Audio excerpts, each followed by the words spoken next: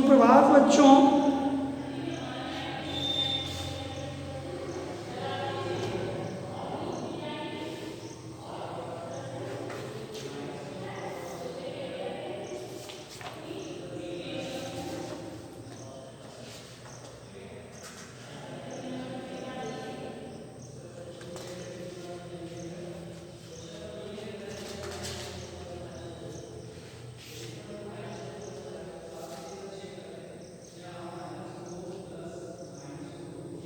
कलिंग विजय chapter से जो मैं आपको विगत कई दिनों से पढ़ा रहा हूँ उसका अभी अंत नहीं हुआ है।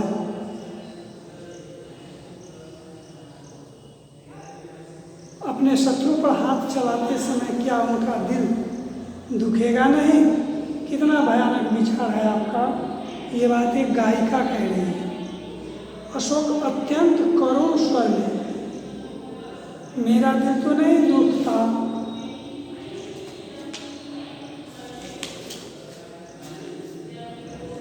रेखा कहते आपको हो क्या गया है? यह दुर्बलता एक सम्राट को शोभा नहीं देता है।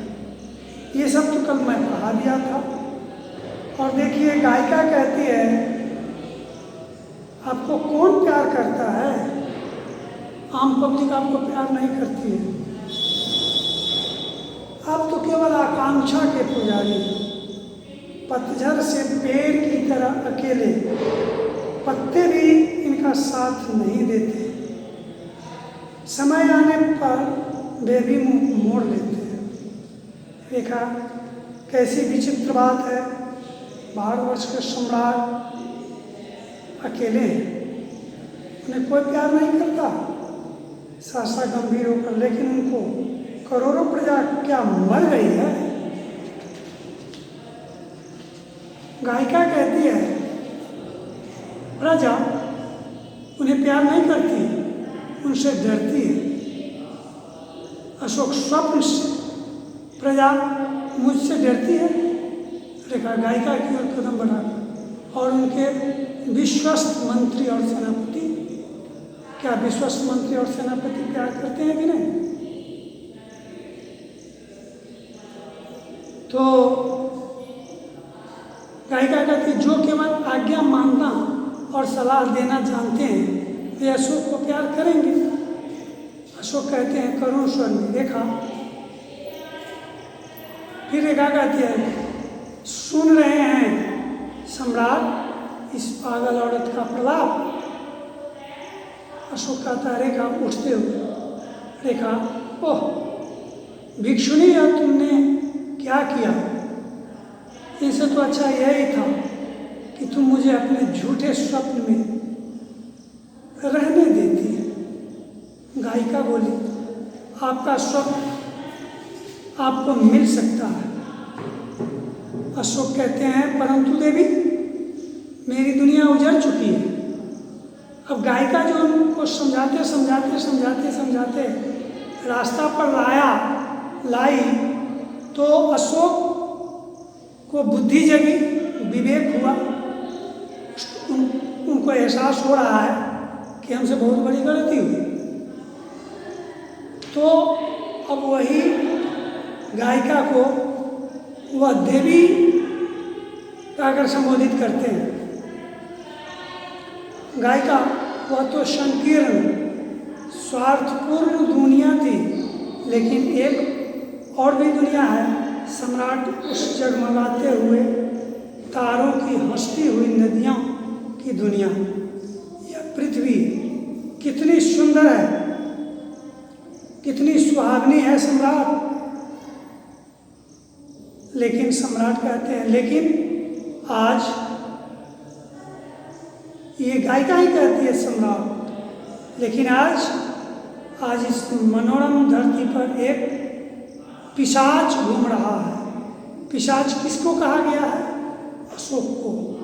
भगवान ने इतना मनोरम दुनिया बनाई है, चारों ओर सुहावनी ही सुहावनी हवाएं, चारों ओर का वातावरण बड़ा ही सुंदर है, लेकिन इस दुनिया में एक पिशाच घूम रहा है। अशोक कहता पिशाच?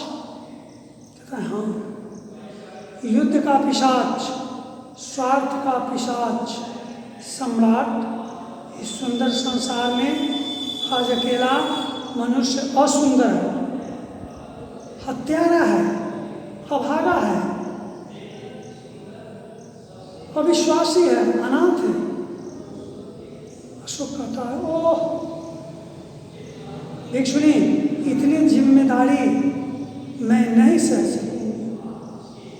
गायिका कहते हैं, सम्राट, इन रक्त की नदियों के पीछे, इस हाहाकार और अत्याचार के उस पार मैं इस नई दुनिया का स्वप्न देखती हूँ। कलिंग की उजड़ी हुई धरती में एक नई सृष्टि। आपने देखिए सम्राट, उस ओर चिंताओं के बड़े आहों के ऊपर देखिए ना, मैं तो इस दुनिया के अलावा भी एक दुनिया देखती हूँ। आप भी देखिए ना,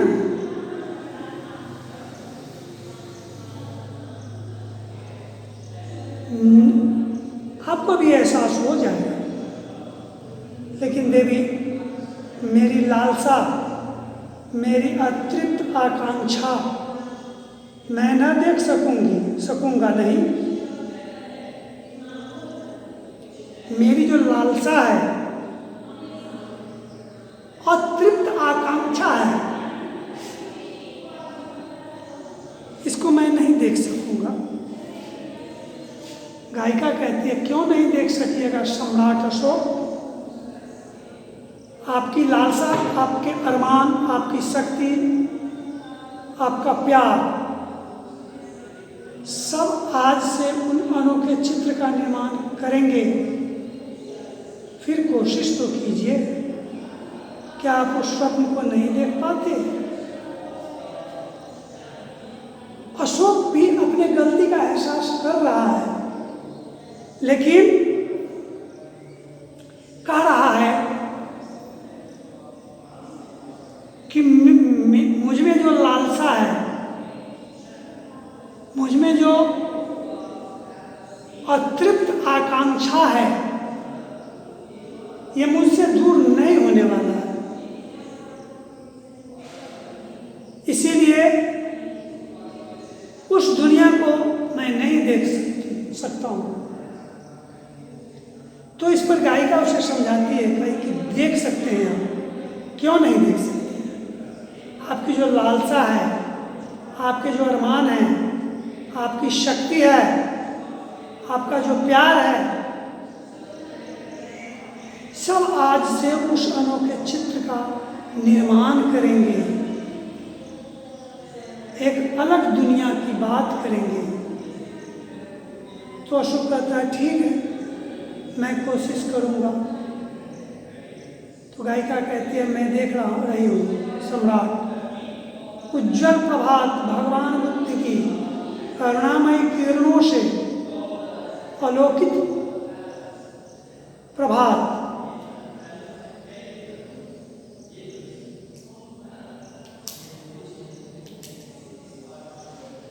उज्जवल प्रभात भगवान बुद्ध की करुणामयी किरणों से आलोकित प्रभात मैं देख रही हूँ। भारत भूमि के कोने कोने में उनके पावन संदेश का प्रचार, आर्यावर्त के हर एक नगर में शिलालेख और स्तंभ, और मैं देख रही हूँ सदियों बाद संसार के हृदय मंदिर में अशोक की प्रतिमा, सच्चे धर्म के पुजारी की प्रतिमा मुझे निराश न करेंगे सम्राट। कहा कि देखिए, भले ही आप कल्पना कीजिए अथवा न कीजिए, लेकिन हमारे दिल में वो परिदृश्य नजर आ रही है कि जो अशोक आज तक मारकाट राज्य विस्तार में विश्वास करते थे, वो आज इतने बड़े संत प्रवृत्ति के हो गए, पुजारी हो गए, पुजारी की प्रतिमा बन गए। ये मेरे दिल बात, ये दृश्य उत्पन्न हो रही है, भले ही आप समझिए या ना समझिए, यह गायिका जो है अशोक से कह रही है। अशोक विस्मित हो जाते हैं, थोड़ी देर के लिए विचलित हो जाते हैं। देख रहा हूँ देवी, मैं भी देख रहा हूँ, मेरी आत्मा धूल रही है, मेरा कलंक धूल रहा है। भिक्षुणी, भिक्षुणी, कैसा उज्जवल प्रभात है यह। कहा कि गायिका को, भिक्षुणी, तुम देख रही हो ना मेरे बारे में, मुझे भी अपने आप में एहसास हो रहा है कि मुझ में परिवर्तन हो रहा है। मेरे दिल में, मेरे विश्वास में, मेरे अंदर की जागृति बढ़ रही है। आत्मा जो गंदी आत्मा है वो गंगे के पवित्र जल से धुल रही है, इसलिए इसका एहसास मैं भी कर रहा हूं। निःशब्दता, निस्तब्धता, जब दोनों चुप हो गया, गायिका भी चुप हो गई, रानी भी चुप है, राजा भी चुप हो गए, थोड़ी देर के लिए शांति वातावरण हो गया, उसको निस्तब्धता कहते हैं। अब अशोक कहते हैं, लेकिन तुमने मुझे नया मार्ग दिखाया, मैं कैसे इस एहसान को चुकाऊंगा। देखो, तुम्हारी बहुत बड़ी कृपा है मुझ पर कि तुमने आज मुझे कुकर्मों से सुकर्म की ओर ले चलने के लिए प्रेरित किया है, ठीक है ना। सुकर्म की ओर ले चलने के लिए प्रेरित किया है, इसमें तुम्हारी बहुत बड़ी महानता है।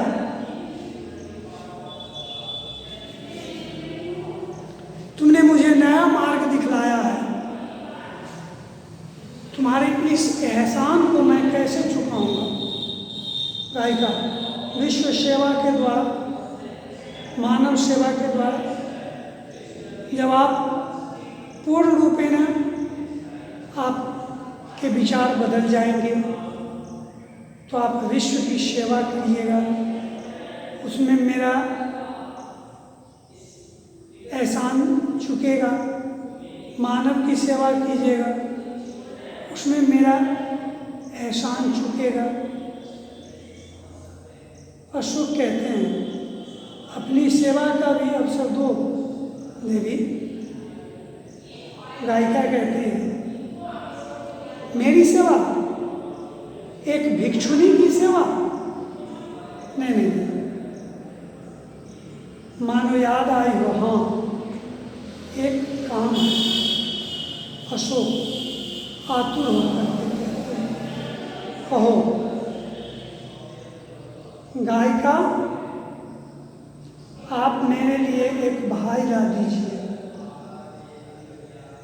ला सकेंगे? गायिका कहती है कि अगर इतना ही हमारा एहसान चुकाने के मूड में आप आ गए हैं, तो ऐसा कीजिए, मेरे लिए एक भाई ला दीजिए, मुझे भाई नहीं है। अशोक विस्मित होकर, भाई? गायिका कहती, हाँ भाई, मेरा भी एक भाई था, परंतु कल वह आपके कलिंग युद्ध में मारा गया। अशोक मानो बिजली छू गई। सच बताओ, तुम कौन हो, क्या चाहती हो? अब अशोक उस गायिका से पूछते हैं, सच बताओ कि तुम कौन हो, है ना? यहाँ तुम किस उद्देश्य से आई हो?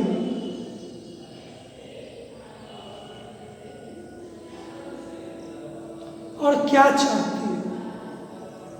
गायिका कहती है मैं कौन रहूंगी, मैं तो कलिंग की एक राजकुमारी।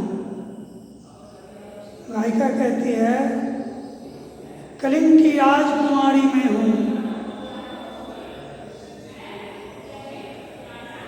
अब एक भिक्षुनी हूं। सो कहते हैं गिर पड़ता है घुटनों पर, अपने हाथों से मुंह ढकता हुआ। कलिंग की राजकुमारी रुदे गले से, मैं तुम्हारे भाई का हत्यारा हूं। हत्यारा, अगर युद्ध में तुम्हारा भाई मरा है तो उसका हत्यारा मैं ही। गायिका कहती है नहीं सम्राट। गायिका के गला रूठ जाती है, भर जाती है। आप ही मेरे भाई हैं। अशोक खड़ा होता है, मेरे भाई अशोक, मेरी बहन। गायिका कहती है कहो, गाकर कहो, जोर से कहो, बुद्धं शरणं गच्छामि, संघं शरणं गच्छामि, धम्मं शरणं गच्छामि। ये कहती है गायिका। गायिका कहती है तुम मेरे भाई हो और तुम मुझे अपना बहन मानते हो, तो तुम ये बोलो बुद्धं शरणं गच्छामि, संघं शरणं गच्छामि, धम्मं शरणं गच्छामि। अशोक कहते हैं बुद्धं शरणं गच्छामि, संघं शरणं गच्छामि, धम्मं शरणं गच्छामि। पर्दा गिर जाता है और कहानी आपकी यहीं पे समाप्त भी हो जाती है। कहानी आपकी यहीं पे समाप्त हो जाती है। तो कलिंग का जो युद्ध हुआ था वो बड़ा ही भयावह युद्ध था, बड़ा ही मन को झकझोर कर रखने वाला युद्ध था। और अशोक को फिर भी रास नहीं आई। वो राज्य विस्तार की सनक में वो सनके हुए थे। अभी और न जाने कितने ऐसे युद्ध लड़ते और कितने माताओं के गोद सूने करते, कितने पाप अपने पुत्र से, अपने पुत्री से विलग हो जाता। लेकिन ये बुद्धिमानी गायिका की है। गायिका उसे टॉर्चर कर करके पहले कहे कि गाना सुनाओ। गाना उसका जो था सो इसी अशोक के कुकृत्य का वर्णन उसमें था और उसको सुकृत पर लाने की भी बात उसमें थी। अशोक का आगे नहीं गाना है कि ये तो कहानी है, लेकिन गायिका रुक रुक करके फिर पुनः गाना शुरू कर देती थी। अशोक धीरे धीरे उसके शब्दों को समझना शुरू कर दिया। समझ गया अशोक कि यह मेरे ऊपर यह गाना बना है। बिगड़ करके आग बबूला हो गए और उन्होंने कहा कि तुम्हारा सर कलम कर दूंगा मैं, अभी तुम्हारा सिर काट दूंगा। कहा कि कोई हर्जा नहीं, इतने लोगों के सिर कटे तो कोई फर्क नहीं, फिर एक व्यक्ति का अगर सिर कट ही जाए क्या दिक्कत है, क्या परेशानी है। लेकिन वो अपना गाना गायिका जैसे गाना गाना नहीं छोड़ी। धीरे धीरे धीरे धीरे अशोक का मन मस्तिष्क जो था वो अब थोड़ा विचलित होने लगा। उस ओर से हटकर न्याय की ओर, धर्म की ओर,